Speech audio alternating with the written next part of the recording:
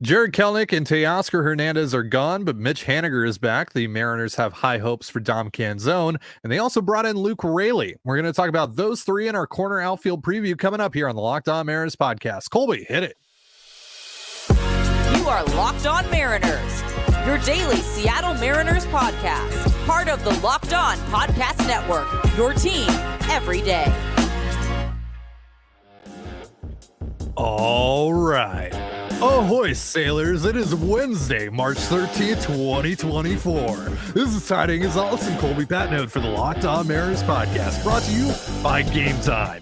Download the Gametime app, create an account, and use the promo code Locked On. That's LOCKEDON for $20 off your first purchase. Okay, I can't do that anymore. It's hurting my throat. Thank you so much for making us your first listen. Subscribe, like, and turn on alerts if you're watching on YouTube, or subscribe and leave a 5-star review on your preferred podcast platform if you like what you hear. And if you're part of the crew and rock with us every single day, let us know in the comments below. We'd love to hear from you. And if you want to hear from us even more, please consider signing up for our Patreon. You can now get a free 7-day trial to check out the show.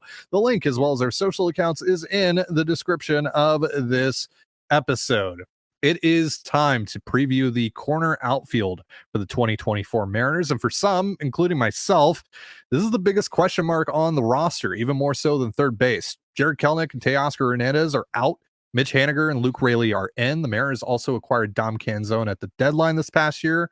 Those three guys are expected to rotate and book in Julio to start the year, but guys like Dylan Moore, Sam Haggerty, and Cade Marlowe, of course, may also factor in as well. But let's start with Haniger. And I think this is really where most of the questions and concerns stem from. It's awesome that Haniger is back, but he obviously hasn't been the beacon of good health. And injury concerns are a big topic here with this roster in general. So, Colby, what are your expectations for Mitch in 2024?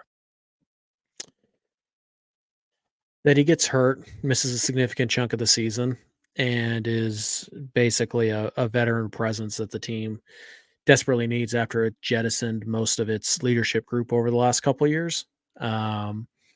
I think the only way you can look at Mitch Haniger is that every game you get from him is kind of a bonus. Like, you just can't trust this guy, as unfortunate as it is, because it's not it's not it's not like he doesn't want to be out there. It's not that he's, most of the time it hasn't been his fault, right? It's been freak accidents. It's not like he's sitting out with like hangnails and like, oh, I slept wrong and my neck's a little sore, so I'm going to sit out for 3 weeks because of that. Like, no, these are legitimate injuries. He's fouling balls off of his ankle. He's, other places. Yeah. He's hurting his quad, diving back to the base. Fastballs from Jacob deGrom to the face.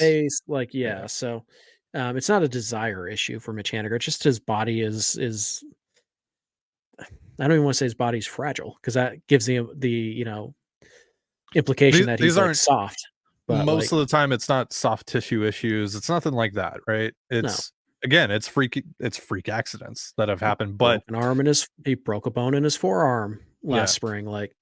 But as a result of all these things that have happened to him, there's now natural wear and tear on the body, and therefore that makes it all the more likely that he could endure a soft tissue injury or something of the like. Right.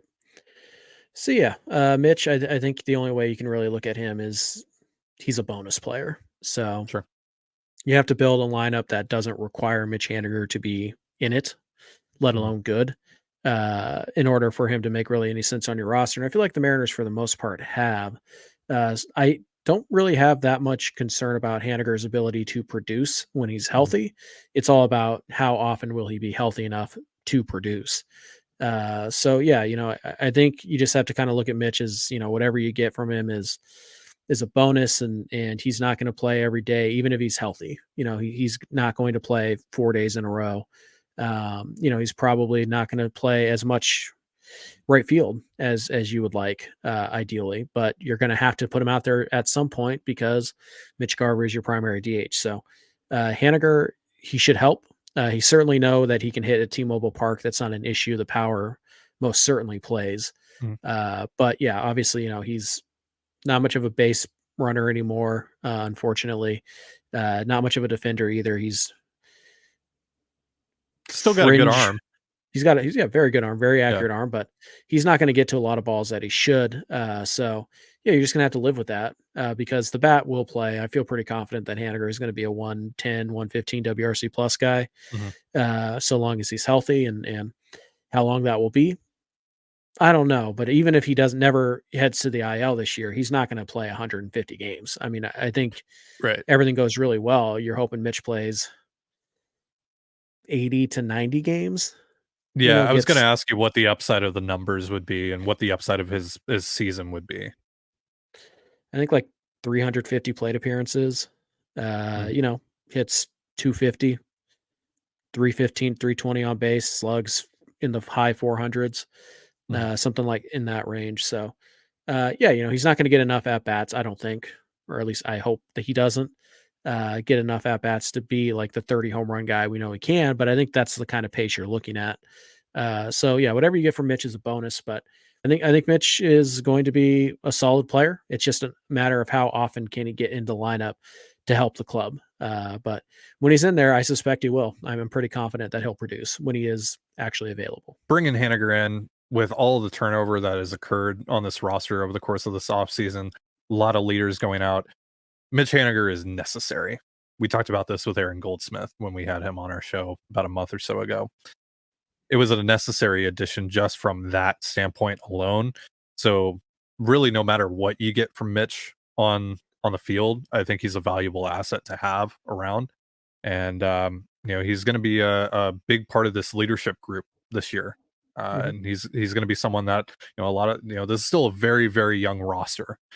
So he's going to have to be a guy that a lot of young guys can lean on, or, if you have like, say, another George Kirby situation, like what happened in Tampa, Mitch is probably one of the first guys that has to, go to whoever that might be and say, hey, let's have a conversation. Let's talk about this a little bit. Sure. I mean, Mitch, I think you just had to kind of treat Mitch like you treated Tom Murphy the last couple of years. Insanely valuable in the clubhouse, and whatever you get from him on the field is a bonus. And you just appreciate when he is in the lineup and giving you something, because we all know at some point, unfortunately, he's not going to be available. I mean, you just have to plan around that. So, but yeah, I mean, hopefully he gets through the next 2 weeks and gets on that plane to Seattle and he's in the opening day lineup. If he's healthy, he will be in the opening day lineup. There is no chance the Mariners. And he's going to get one hell of an ovation. Yes, as he should. Mitches will be going crazy all over the Pacific Northwest with the return of the Mitch, the head Mitch in charge, Mitch Prime, if you will. Yeah. Yes. The head Mitch in charge, yes. Yeah, again, let's make this very clear. When we say Mitch on the show, we're talking about Haniger. Yes. We're going to say Garver. Maybe Garver can get there where we have to differentiate between the two Mitches. Will you ever get to a point where you'll call him Garv Sauce? Can he do anything this season that will get you to call him Garv Sauce? They win the World Series. There you go. All right. Even if he doesn't contribute to the World Series, you'll call him Garv? Sure. All right. Like I said, Mitch is the alpha Mitch, and then there's the beta Mitch, which is Garver. What are you laughing about, Ty? I don't even. I'm just naming baseball players here. I don't know how to transition from that other than to say, hey, we're going to talk about Dom Canzone coming up here in just a moment. But first, a reminder that this episode of the Locked On Mariners podcast is brought to you. Weird choice. It's brought to you by PrizePicks. Football season may be over, but the action on the floor is heating up. Whether it's tournament season or the fight for playoff home court, there is no shortage of high-stakes basketball moments this time of year. Get in on the excitement with PrizePicks, America's #1 fantasy sports app, where you can turn your hoops knowledge into serious cash. Conference tournaments are here, which means the biggest moments in college basketball are getting closer. Be a part of the action on PrizePicks for both men's and women's college basketball. And tonight in the pros, I'm taking Franz Wagner more than 14.5 points against the Nets, and PJ Washington less than 11.5 points against the Warriors. Download the app today and use the promo code LOCKEDONMLB for a first deposit match up to $100. That is promo code LOCKEDONMLB for a first deposit match up to $100. Pick more, pick less. It's that easy. And you're listening to the Locked On Mariners podcast. Thank you again for making us your first listen. And as a reminder, Locked On has launched the first ever national sports 24/7 streaming channel on YouTube. Locked On Sports Today is here for you 24/7, covering the top sports stories of the day with the local experts of Locked On, plus our national shows covering every league. Go to Locked On Sports Today on YouTube and subscribe to the first ever national sports 24/7 streaming channel, part of the Locked On Podcast Network, your team every day. All right. So let's talk about Dom Canzone here. A lot of people, when we ask them or, when we've asked our listeners, who do you think could break out this year? The answer more often than not has been Dominic Canzone. So Colby, we've seen Dom Canzone a little bit, as much as the Mariners are willing to allow us to watch Dom Canzone play. Yeah. Have you seen anything that has boosted your confidence in Dom Canzone? And are you on the hype train like some other people? Yeah, he still kind of looks like a gangly giraffe, kind of rumbling around the outfield, not really sure where his limbs are going and all that stuff. We've seen a couple swings like that too, but I think that's just part of who Canzone is. Like, I don't think that's ever going to go away, but I don't want to. It feels like the hype around him. By the way, real quick, I have to interrupt. Shannon Dreyer just tweeted, Haniger could not have timed that better. Leaping catch at the wall to send Ohtani back to the dugout. Ohtani must have hit that ball very high. It took a while to come down, is what I'm saying. Or sure. Haniger was playing on the warning track. But I'm not going to make a Mitch joke there. Yeah. Anyways, Dom Canzone. Move on. No, we're moving on. Dom Canzone. The hype around him is so big around like Mariners fandom that it almost feels inevitable that he's going to fall short. And by fall short, I mean like he'll probably have like a 110 WRC plus, and people will be like, "Oh, yeah, didn't quite take the leap I wanted." Dude, it's like I would take that 30 day of the week. yeah, it's like absolutely. 45% better than he was last year. Yeah, like if he's a 110 WRC plus, the Mariners are in a good spot. Very good spot. Yeah, so I could certainly see why people like Canzone. I like Canzone.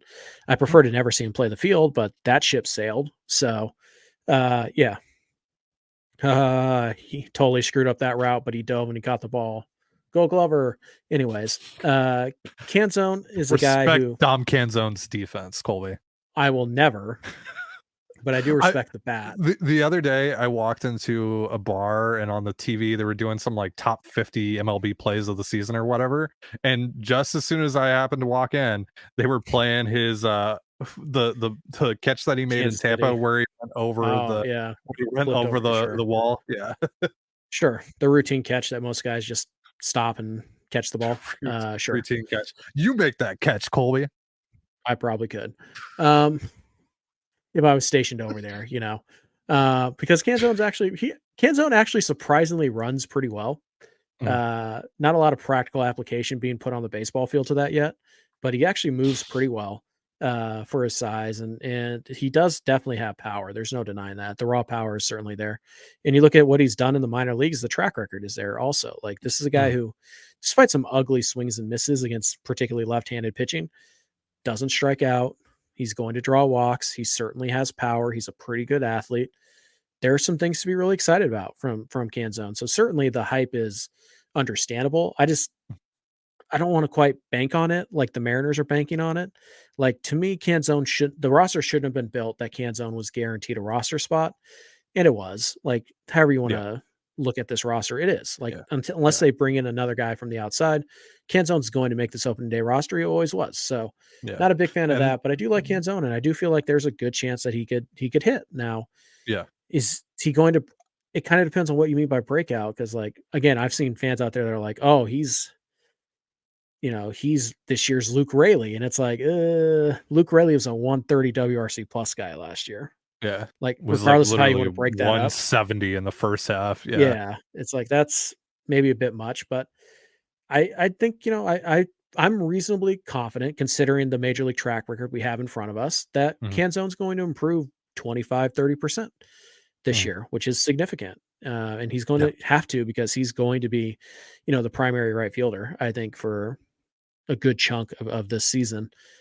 Possibly left fielder. We'll see what they want to do with Raley and where they feel more comfortable playing him. But Yeah. Canzone's going to play a lot. He's going to get his opportunities, and I think he'll do fine. I think he'll do fine. I just don't want to be like leading the hype train that like Dom Canzone's an all-star, and it's like I think he's Seth Smith, as I said from the day they acquired him, which is a good player. That's a really Very good good player. player. Mhm. Yeah. Go look at if you're not familiar, go back and look at Seth Smith's Fangraphs page. Seth Smith was a really good player. Very, very underrated. Yep. And I think Canzone is totally capable of being that guy very soon, if not this year. We know that he can hit the absolute hell out of the ball. Now he's a bit bigger. Seems like he's worked on his setup a little bit. He's more upright in his stance now. So maybe there's a swing change. I mean, like when he's chasing pitches, outside of the zone, it still looks really awkward. It's not a great looking swing. But again, when he puts the bat on the ball, he can set it a long ways away. At the very least, I feel pretty confident that he's going to hit quite a few home runs this year. But yeah, because of the way that they have built this roster, there's quite a bit riding on the success of Dom Canzone, at least heading into the year. Of course, they can make adjustments and they can go add guys at a later point in the year. But right now, as things currently stand, we're gonna do a swing player episode, but I feel like we can just kind of spoil this now. Like Dom Canzone is probably one of the guys at the top of that list that could really swing things in one direction or the other for the Mariners this year, particularly in the positive. If he actually ends up, because again, even if he's just a 110 WRC plus guy, that is a massive boost for the Mariners right now. Because what I'm looking at the Mariners right now, when I'm assessing this roster right now, I'm not really assuming that they're going to get that from Canzone. So right now, if I think, for example, the Mariners are an 88 to 90 win roster, that's not factoring in a good Dom Canzone season. So what could a good Dom Canzone season do for this team where things currently stand? A lot, in my mind. Sure. If you guys, aren't thrilled with the Seth Smith comp, first of all, you're insane. But second of all, let me just refresh you on Seth Smith's career here. Career slash line 261, 344, 446. 10.6 base on ball per nine, base on ball percentage, walk percentage. Yeah. 19.5 K percentage. Drew walks, didn't strike out. Yep. Hit for average, got on base, good pop. And I think that Canzone has more home run power than Smith did. So, and then you see what you get defensively, and that'll be kind of determine whether or not he's a really good player or just a good player is what he does in the field. And based on what we saw last year, I would say I think he's a fine defender. And by fine, I mean you can live with it. He's not September Teoscar, if that's what you mean by fine. By fine, it's like, I don't think we're going to be talking about Dom Canzone's defense that much this year. I mean, maybe you won't, but I'm kind of a snob for outfield defense. So you are. But yeah, sometimes it's valid. Sometimes. Most of the time, no, if not every time. No. But we'll see what Canzone can do in the field and honestly at the plate. But yeah, the Mariners are certainly betting on him quite a bit to be literally be an everyday player. Like there is not really an everyday backup plan because as we talked about in the first segment, it can't be Mitch Haniger. If Canzone fails, you can't just go to Mitch Haniger more. That's not really an option. So, but yeah, I think Canzone is going to be at least a league average bat, and I wouldn't be shocked at all if he was a little bit above league average. I would be somewhat shocked if he was, 130, like if he was this year's Luke Raley. I'd be a little bit shocked by that. That'd be great. Would love that. Be awesome. Yeah. Mm-hmm. All right, let's talk about Luke Raley in just a moment. But first, a reminder, this episode of the Locked On Mariners podcast is brought to you by Gametime.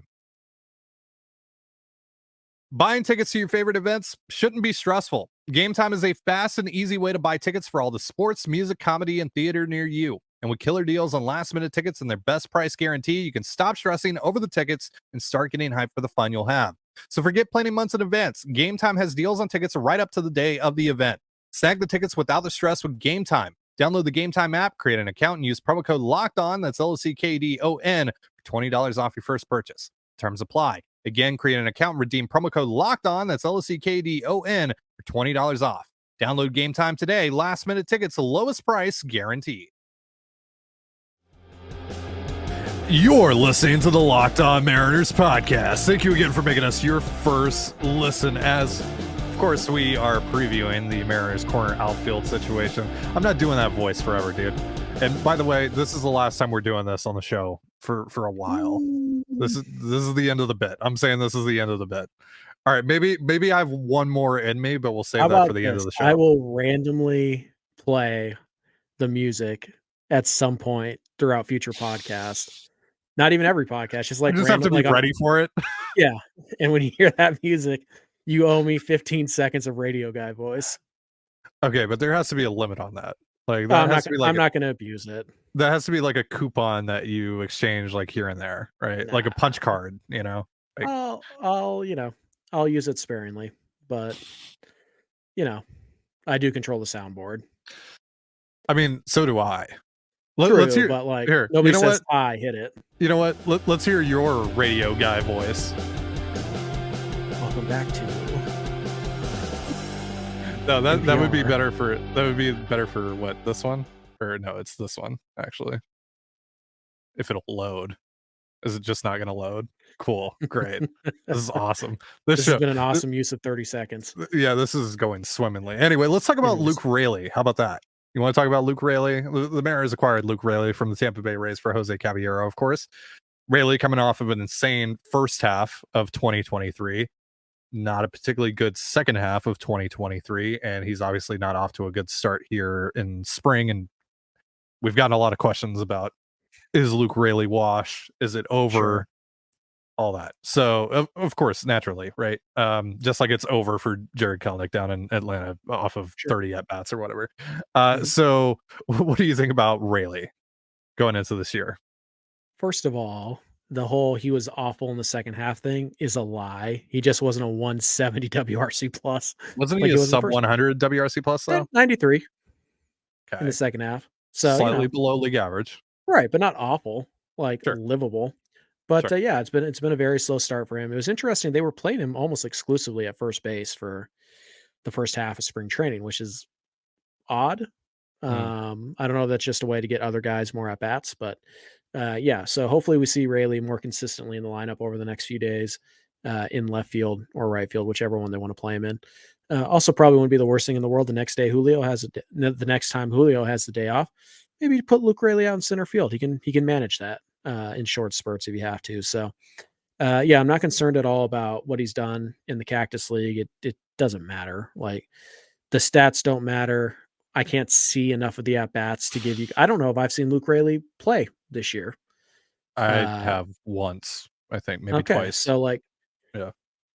How am I supposed to know how he looks at the plate? I don't know. The numbers don't mean anything to me. He could be hitting 900 and I'd be like, okay, cool. Like it just, the numbers in spring training don't matter whatsoever. So he needs to get his work in, and maybe he does get off to a slow start this year. Maybe he doesn't. Who knows? But the Mariners have been pretty good at putting guys in a position that they are most likely to succeed in.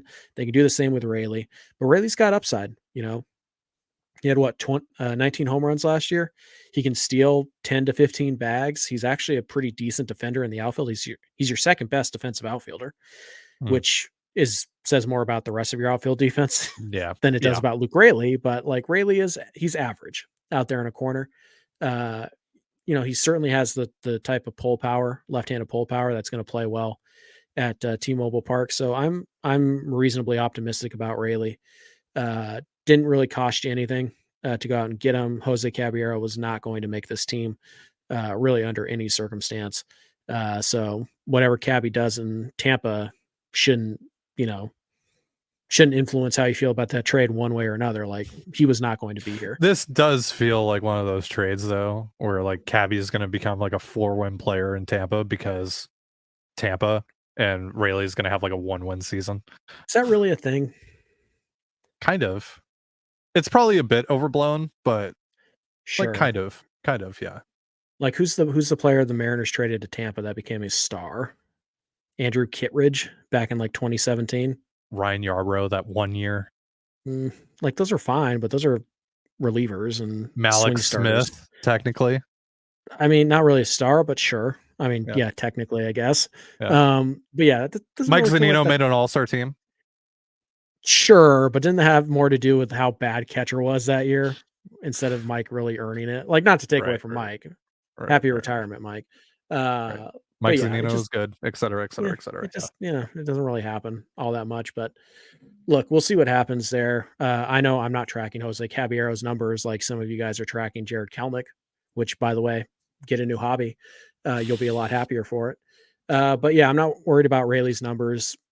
We'll see how he looks. There certainly is a possibility that he is, just kind of a fringy outfield, like fringy major league outfielder. Like, sure, that possibility exists. Maybe he's just a 90 WRC plus guy who's, slightly above average against righties, can't hit lefties.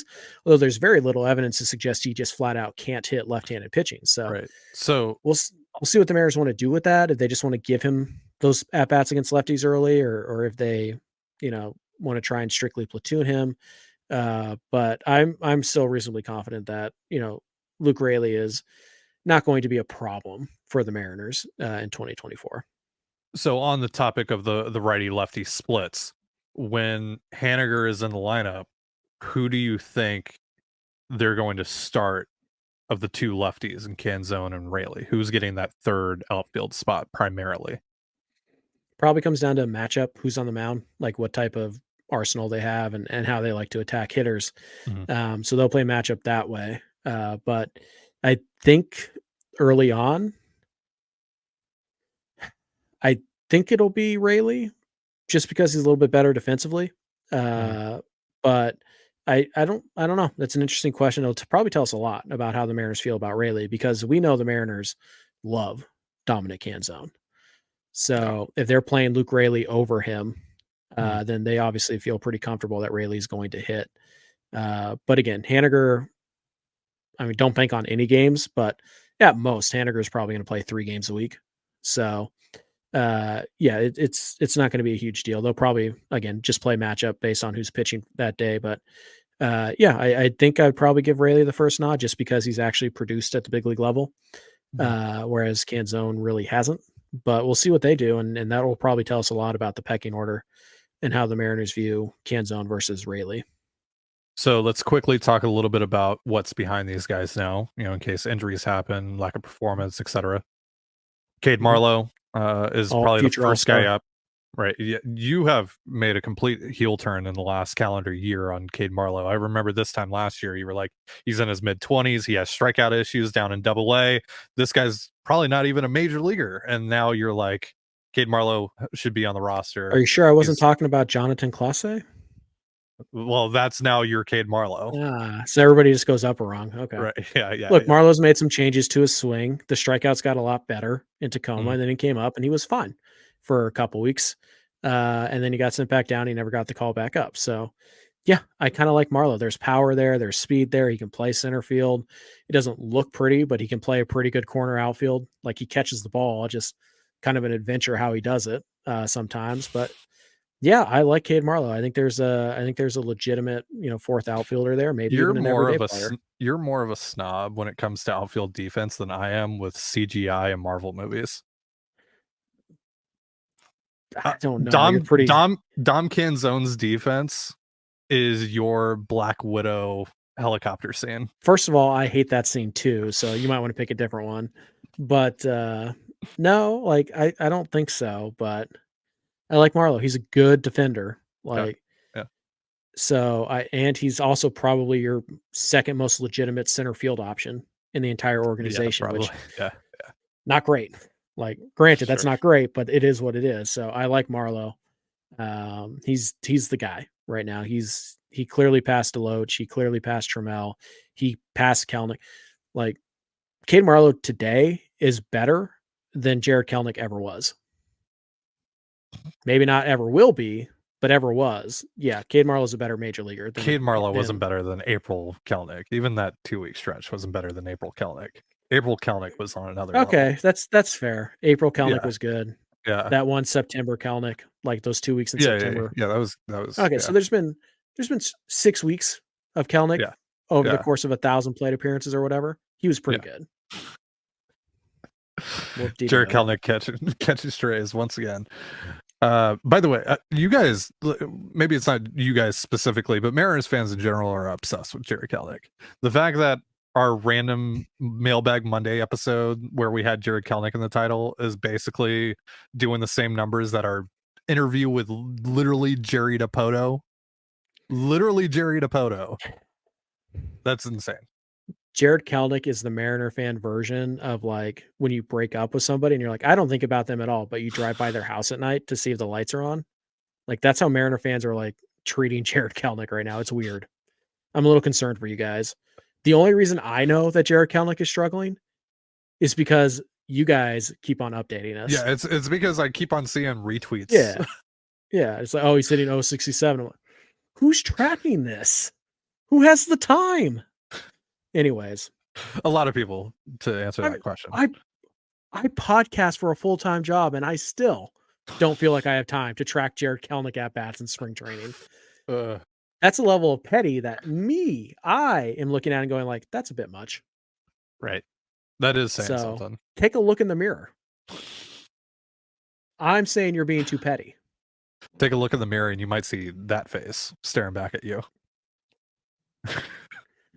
But right. Cade Marlowe's probably the first guy up. Yeah. And then Dylan Moore will probably play some corner outfield at some point. Mm-hmm. Maybe even some center field. He might be the third best center fielder in the org, so same goes for Sam Haggerty. And then Samad Taylor. If he gets called up, he'll probably play some outfield as well. He's played all 3 outfield spots, I think, in spring, or at least 2 of them so far in spring. I know he's played some center for sure. And then Jonathan Clase maybe, but he's got to hit. He has to hit, and he hasn't even really hit above high A yet. So he's got to show that he can handle AA pitching with some level of consistency before we can even have the conversation about a major league debut for him. Did you ever wonder what Mark Trumbo would look like with 70 grade speed out in the outfield? It's Jonathan Clase. There you go. Like that level bad in terms of routes and anticipation and reads. He's Mark Trumbo, but he's fast. The reads have been really bad for the most part. Now, to be fair, because I do want to be fair, playing outfield in spring training in those single deck stadiums, not as easy. No, very hard. Yeah, the skies are high and it's sun's beating down on you. It's not as easy as it will be in season. That being said, this is not just a spring training issue for Clase. It's pretty consistent for the last 4 years. That ball that almost hit him in the head was I'm just saying Cade Marlowe makes that catch. Of course. So yes, Cade Marlowe's number 1, and then I think Haggerty's probably number 2. Although he might get replaced by Samad Taylor. There are a lot of positives coming out about Taylor from this camp. We've heard a lot about Samad Taylor. Yeah. From not just Mariner fans, from other people around the game. Yeah. They seem to think that the Mariners may have found something in Taylor. Probably not an everyday player, but something that should have been a lot more expensive than free. Yeah. So we'll see. The Mariners, in terms of their depth in the corner outfield, I give the position a B-, C+. If you squint, there's just a lot of questions. Tilt your head to the side, you can see it. You can see it. Sure. I mean, it's not out of the realm of possibility that the Mariners have 4 above average hitters / players. For 2 corner outfield spots. When you had Marlowe, Canzone, Haniger, and Raley, sure, it's possible. You could also squint and look the other way and be like, oh, Canzone didn't take a step. Marlowe strikeouts problem continue. Raley's second half Raley. Yeah. Haniger got hurt. Ooh. We're relying a lot on Samad Taylor and Dylan Moore out there, aren't we? So we'll see how it goes, but I think C+, B-. I'm cautiously optimistic about the position, but there are a lot of questions. Yeah. Try that one. I didn't want to give you the best one. All right, let me I'm give you mad the. Let me give you one of these real quick. That's going to do it for our show. Thank you so much for joining us here on the Locked On Mariners podcast. For Colby Patnode, I'm Titan Gonzalez. Be sure to give us a follow on Twitter at LO_Mariners. You can follow me at Titan Gonzalez and Colby at CPAT11. That's CPAT11. You can also find all that stuff in the description of this episode. Really creepy. Thank you again for making us your first listen. Have yourself a beautiful baseball day, and we'll see you next time. Peace.